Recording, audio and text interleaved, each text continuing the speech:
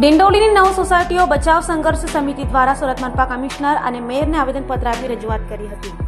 સુરત મહાનગરપાલિકા કચેરીએ ડિંડોલી ખાતે આવેલ 9 સોસાયટીઓ બચાવ સંઘર્ષ સમિતિએ આવેદનપત્ર આપી જણાવ્યું હતું કે ડ્રાફ્ટ ટીપી સ્કીમ નંબર 62 જેમાં ડિંડોલી ભેદવાડ ભીસ્તાન ખાતે 25 થી 30 વર્ષ જૂની 9 રહેણાંક સોસાયટી પર મુકાયેલ રિઝર્વેશન રદ કરી તમામ પ્લેટ હોલ્ડરોના દસ્તાવેજો કરી માનવતાના ધોરણે રોડ, પાણી, ગટર, સ્ટ્રીટ લાઇટ જેવી પ્રાથમિક સુવિધાઓ આપવા માંગ કરાઈ હતી। Surat Sonawane ex municipal councillor standing committee सभ्य सूरत महानगरपालिका आज 9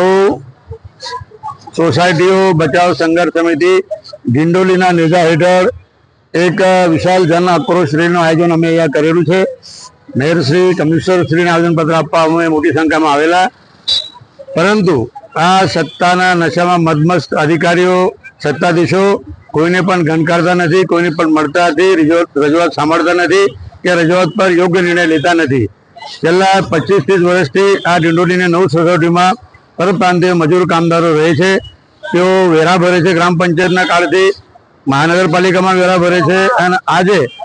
આ સોસાયટીમાં 2000થી વધારે લોકો રહે છે, 2000થી વધારે કુટુંબ રહે છે અને જેમને પ્લોટની સાઈઝ 15,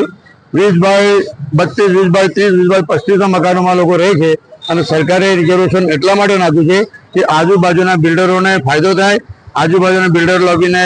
એનાથી બેનિફિટ થાય। આજે ઝૂંપડા જેવા મકાનો હટી જાય તો ત્યાં જમીનનો ભાવ વધી જાય અને માટે આ રિઝર્વેશન આ લોકો હટાવતા નથી। અમારી માગણી છે કે 31 ડિસેમ્બર 2025 સુધી આ તત્કાલ અમારી માગણી ઉપર ધ્યાન આપવામાં આવે, રિઝર્વેશન હટાવવામાં આવે, ત્યાં અમારા દસ્તાવેજ કરી આપવામાં આવે। પ્રધાનમંત્રીનું સપનું છે તમામને પાકું મકાન મળે, તો આ પાકું મકાન મળવા જોઈએ અને 31/12/2025 સુધી જો અમારી માગણી પર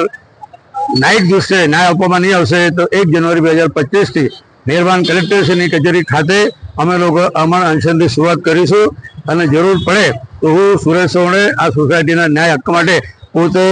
આ જગ્યા પર જે આપણે ઉભા છે આત્મનિર્ભર કરીશ, પણ આ લોકોને ન્યાય મળ્યો નથી રહીશ। જય હિન્દ, જય ભીમ, જય